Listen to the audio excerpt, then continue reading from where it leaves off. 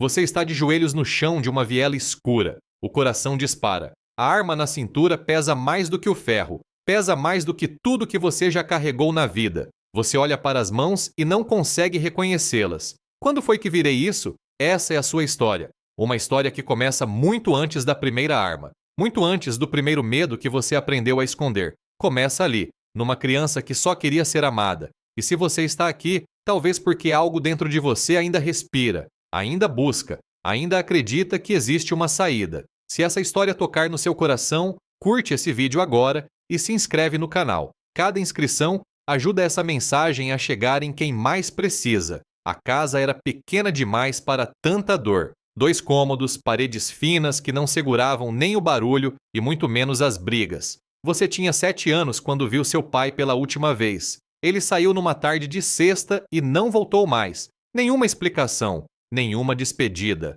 Sua mãe começou a trabalhar de madrugada. Faxina por aqui, cozinha por lá, qualquer coisa para colocar comida na mesa. Você aprendeu cedo o que era fome. Não só de comida, mas de presença, de colo, de alguém que chegasse e perguntasse como foi seu dia. Na escola, você era o menino do uniforme gasto, o que não tinha material, o que ouvia risada quando levantava a mão e errava. Você parou de levantar a mão, depois parou de ir. O que a escola não te deu, a rua foi preenchendo aos poucos. E a rua nunca cobra matrícula, mas sempre cobra um preço. Com 11 anos, você já conhecia cada beco do bairro de olhos fechados. Sabia onde ficava o ponto de encontro dos homens fardados que todo mundo respeitava. Eles não usavam uniforme de escola, usavam colete, radiocomunicador e uma autoridade que a polícia nunca conseguiu replicar ali dentro. Um deles um dia jogou dinheiro para você e disse: "Corre esse recado lá no bar do Zé." Simples assim. Você foi, voltou. E pela primeira vez na vida alguém te olhou nos olhos e disse que você tinha serventia. Isso foi mais poderoso do que qualquer palavra de afeto que você nunca recebeu. Aos 14, seu melhor amigo foi encontrado num beco com 3 tiros. Ele tinha 15 anos. Você foi ao velório e não chorou, porque chorar seria fraqueza. E fraqueza era coisa que você já tinha decidido nunca mais demonstrar. Você enterrou a dor junto com ele. E enterrou junto um pedaço da sua humanidade. Aos 17, você já não era mais um garoto que fazia recados. A milícia não é uma organização que te convida com um contrato assinado. Ela te absorve. Você vai entrando, vai provando, vai ficando, até que um dia olha para trás e percebe que não existe mais caminho de volta. Você passou a integrar as rondas noturnas. Cobrava a taxa de segurança de cada comerciante, de cada morador, de cada um que quisesse continuar abrindo o portão da própria casa em paz. Ninguém recusava, ninguém ousava. O bairro inteiro funcionava no controle do grupo. Quem quisesse botijão de gás, comprava de quem eles mandavam.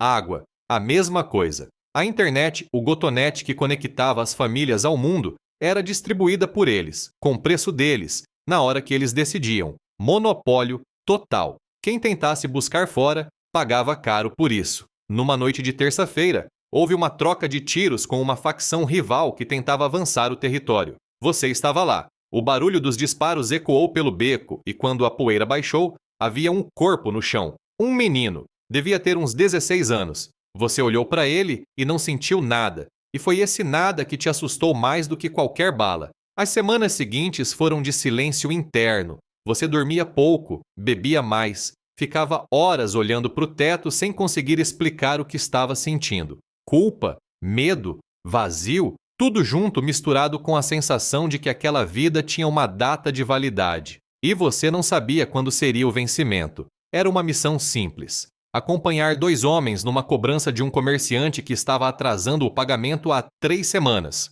Você tinha feito isso dezenas de vezes.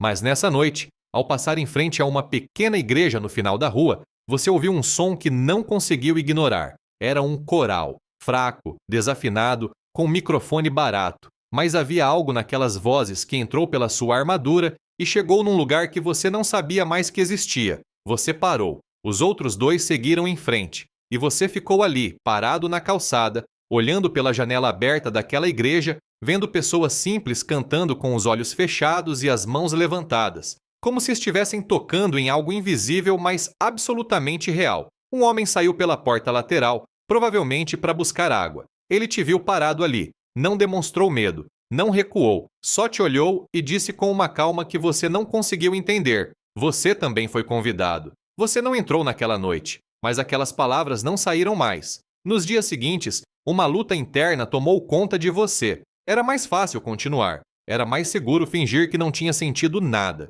Mas algo havia sido plantado, e raiz que Jesus planta, nenhum homem arranca. 3 semanas depois, você voltou àquela igreja, sozinho, sem avisar ninguém. Chegou no fundo de capuz, as mãos nos bolsos. O pastor pregou sobre Zaqueu, um homem que também vivia do sistema, que também cobrava o que não era seu, que também estava alto demais e longe demais para ser visto com dignidade. E Jesus parou embaixo da árvore dele e disse: Desça, hoje preciso estar na sua casa. Você não conseguiu segurar o choro. Não era fraqueza. Era a primeira vez em décadas que algo dentro de você se movia de verdade. A saída do crime não foi simples, não foi glamurosa. Não existe roteiro fácil para isso. Houve ameaças, houve isolamento, houve noites em que você questionou tudo, mas havia agora uma presença que não te abandonava no escuro, e isso mudava o peso de cada manhã. Você começou a reconstruir, devagar, num emprego simples,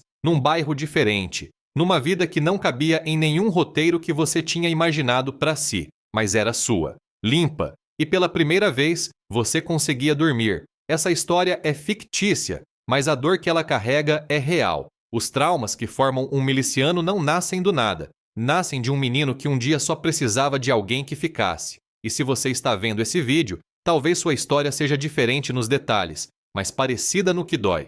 Talvez você conheça alguém assim. Talvez você mesmo carregue algo que ainda não conseguiu nomear. A transformação não começa quando tudo muda. Começa quando uma pessoa para na frente de uma janela iluminada e decide que vai ouvir. Jesus não espera você estar pronto. Ele para embaixo da sua árvore hoje. Se essa história te tocou de alguma forma, curte esse vídeo e se inscreve no canal. Toda semana tem uma história nova de fé, transformação e vida real. Deus abençoe.